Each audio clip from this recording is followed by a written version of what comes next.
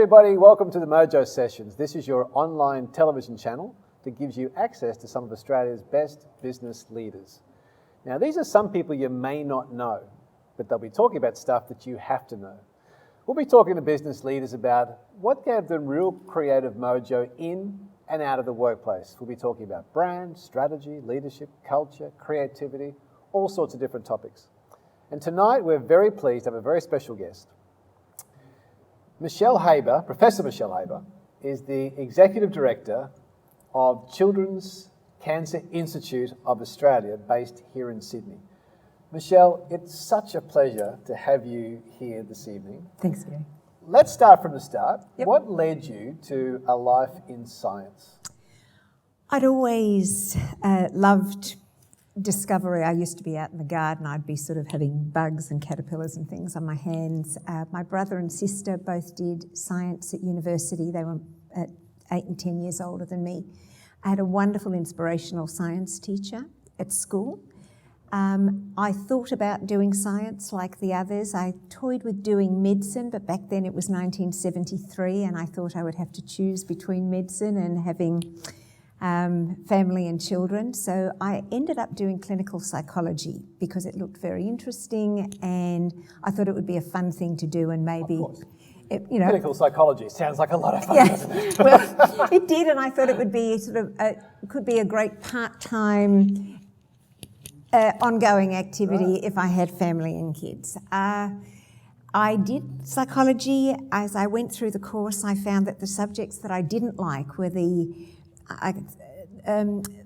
least rigorous ones, the counselling, the ones where I couldn't actually touch and feel it. And I began to realise that what I loved was testing hypotheses, finding things out, being able to have an answer. I guess I'm a sort of a black and white type of a person. I'm not very good at grey. And I did my honours in psychology, but I did it in animal learning, actually, where you could design experiments and test how decisions were being made. And I actually started my PhD in that because I realised that I loved research. It suited me. I was pretty good at it.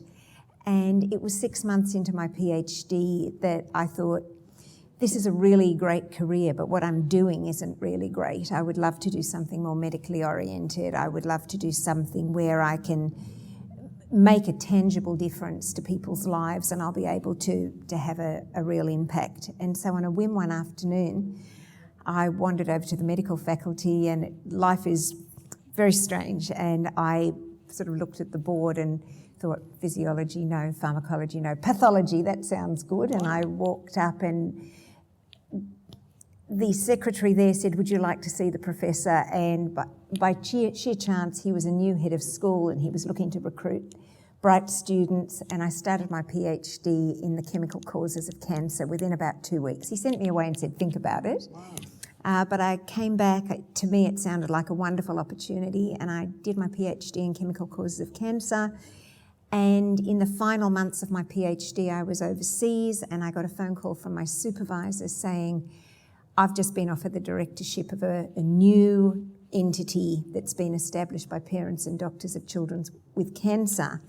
Would you like to have a postdoctoral position there? And it was, it just seemed like it was meant to be because it was exactly when I changed to the medical PhD, this was exactly the sort of role I hoped for. And I started there was him and there was me and there was one technician and there was a PhD student. We all, the student and the technician still work there together with me and together we've built this institute. Wow. Now I'm the executive director. So it's been I've been in the same place it'll be 30 years in January. Wow.